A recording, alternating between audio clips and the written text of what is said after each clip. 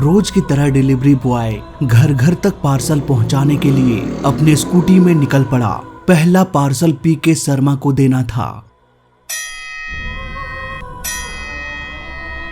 Hello sir, क्या mister पीके शर्मा आप ही हैं? नहीं, मैं ऋषि हूँ और पीके शर्मा मेरे पापा हैं। बताइए क्या काम है? सर, उनके नाम से एक पार्सल आया है, प्रीपेड पार्सल है, आप रख लीजिए। हाँ जरूर, क्यों नहीं। ओह, अब तो मेरे पापा भी शॉपिंग करने के लिए निकल गए। अब पापा ऑफिस से आएंगे तो बता दूंगा पार्सल आया था। अब वो पार्सल टेबल पर रखकर चला गया। शाम के वक्त ऋषि और ऋषि के मम्मी पापा सभी अपने छत में टहल रहे होते हैं। तभी ऋषि को याद आता है कि उसके पापा के नाम आज एक पार्सल आया है। पापा, आपके नाम से सुबह एक पार्सल आया था। मैं कंप्यूटर में इतना बिजी हो गया कि आपको बताना भूल गया। आपके ऑफिस से होगा, कुछ देख लीजिएगा। मेरे नाम पर पार्सल? मैंने तो कुछ ऑर्डर किया नहीं था। खैर, तुम उस पार्सल को ऊपर ले आओ, देखते हैं क्या है उसमें। किसी को भी पता नहीं था कि पार्सल किसने ऑर्डर किया। ऋषि जैसे ही उस पार्सल को अपने पापा की तरफ ले जाता है, तभी वो पार्सल अचानक से उड़ने लगता है।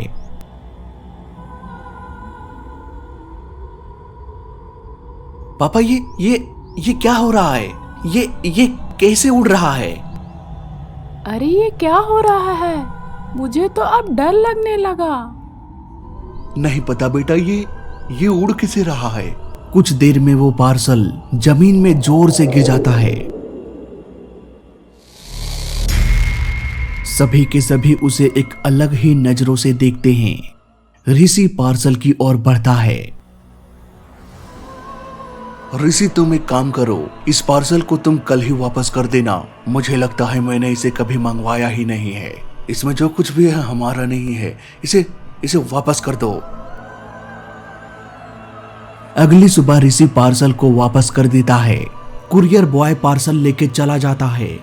सबको लगा अब सब ठीक हो गया, लेकिन ऐसा हुआ नहीं। बेटा, मैं ऑफिस जा रहा हूँ, हो सके तो उसे जल्दी भिजवा दो। और हाँ, एक बात याद रहे, उस पार्सल के बारे में किसी से शेयर मत करना। मुझे नहीं लगता कल जो हमारे साथ हुआ वो किसी ने देखा होगा। हाँ पापा, मैंने तो कब का उसे रिटर्न कर दिया। अच्छा, बहुत बढ़िया। कुछ समय बाद ऋषि किसी चीज को ढूंढ रहा था। तभी वो पार्सल एक बार फिर से उसी जगह पर रखा हुआ दिखाई दिया। अरे ये क्या? लगता है मैंने कुरियर वाले को गलती से दूसरा पार्सल दे दिया। कोई बात नहीं, एक काम करते हैं, दोबारा से कॉल लगाते हैं। ऋषि के कॉल करने के बाद पार्सल वाला देखता है कि उसके बैग में वो सामान गायब हो चुका है, जिसे वो मिस्टर पीके शर्मा के घर से कुछ देर पहले लेके आया था। वो हैरान होकर उस पार्सल के बारे में सोचने लगता है। ओ सर, सॉरी, लगता है जल्दबाजी में मैं उस पार्सल को वहीं पर भूल आया। कुछ देर में पार्सल लेने आता हूँ। ये लो भाई, अब इसे आप ही ले जाओ।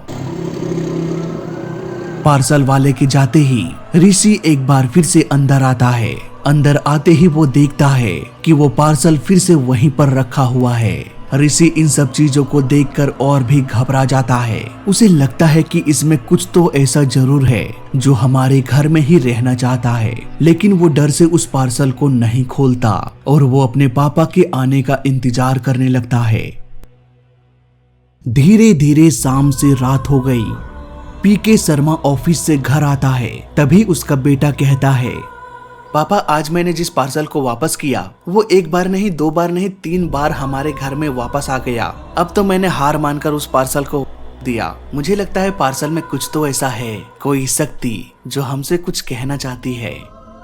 आप एक बार देख क्यों नहीं लेते कि उसके अंदर क्या है? सो फाइनली सभी हिम्मत करके उस भूतिया पार्सल को खोलकर देखने लगते हैं कि आखिर इसके अंदर क्या है। बॉक्स के अंदर एक चिट्ठी और एक कलश होता है। मिस्टर पीके शर्मा, मैं आशा करता हूं कि मेरे द्वारा भिजवाया गया वो अमूल्य चीज आपको मिल गया होगा। उस पार्सल में आपके पूज्य पिताजी की अस्थियां हैं। आपके पिता हमारे हवेली में अपने आप को आजीवन गिरवी रखकर यहाँ काम किया करते थे और इसके बदले में उन्हें जो कुछ भी पैसा मिला वो आपको हर महीने भिजवा दिया करते थे। ताकि आपके परवरिश में कोई भी कमी ना हो और आपकी सारी जरूरतें पूरी हो जाए। वो यही चाहते थे कि आपकी पढ़ाई लिखाई, खाने पीने, रहने में आपको किसी भी प्रकार की तकलीफ ना हो। बड़े होकर आप एक काबिल इंसान बने और खुद के पैरों में खड़े रहे। मुझे बड़े अफसोस के साथ ये कहना पड़ रहा है कि आपके पिताजी अब इस दुनिया में नहीं रहे। मरते वक्त उनकी आखिरी इच्छा यही थी कि उसके मरने के बाद कम से कम उसकी अस्थि उनके बेटे के पास सही सलामत भिजवा दिया जाए, ताकि इस अस्थि का विसर्जन रीति रिवाजों के साथ किया जाए, जिससे उसकी आत्मा को शांति मिले। आशा करता हूँ कि आप अपने पूज्य पिताजी की आखिरी इच्छा जरूर पूरी करेंगे। धन्यवाद। पापा, क्या ये दादाजी थे और उन्होंने आपके परवरिश के लिए अपना सारा जीवन लगा दिया? ऐसा तो कोई महान इंसान ही कर सकता है। वो अभी तक वहीं थे और आपने हमें कभी बताया तक नहीं। मुझे तो बेहद अफसोस हो रहा है कि आप जानकर भी इतने सालों से अनजान रहे। आपने बहुत गलत किया पापा, बहुत गलत किया। अब दादाजी की आखिरी इच्छा हम पूरी करेंगे।